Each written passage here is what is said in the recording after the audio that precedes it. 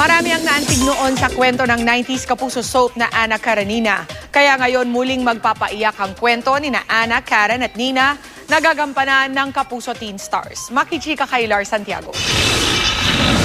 1990s nang tutukan ang GMA soap na Ana Karenina at ngayon muling matutunghayan ang kwento nito. Tampok sa remake ang tatlong love teams sa pangunguna ni na Barbie Forteza at Derek Monasterio. Kasama nila ang love team ni na Joyce Ching at Hiro Magalona at Crystal Reyes at Julian Trono. Si Crystal ang gaganap bilang Ana na ginampanan dati ni Antoinette Tos. Si Barbie ang Karen na binigyang buhay noon ni Sunshine Dizon. At si Joyce naman ang Nina na dating papel ni Kim De Los Santos. A new challenge siya para sa akin kasi parang sa lahat ng roles na ginampanan ko, ito yung talagang masasabi kong iba sa kanilang lahat. Hindi siya yung, this time hindi ako yung apihin.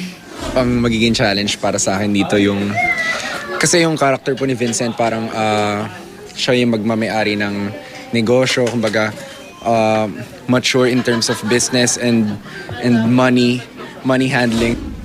Sina Joyce at Hiro, halos hindi pa rin makapaniwala na kasama sila bilang mga bida rin sa Ana Karenina. Sobrang saya po ako nung nabalitaan ko nga nakasama ko sa Ana Karenina. Tapos nalaman ko pa ako si Nina, hindi ako kontrabida na sobrang kontrabida. So natuwa po talaga ako sobrang. Yung pressure nandyan na kasi not only kasi ito yung first ko, tapos prime time pa.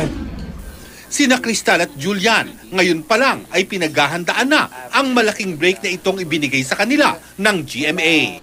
Actually, nagpeta ako, nag-theater ako para, siguro parang mabilis na preparation lang po para dito sa soap na to.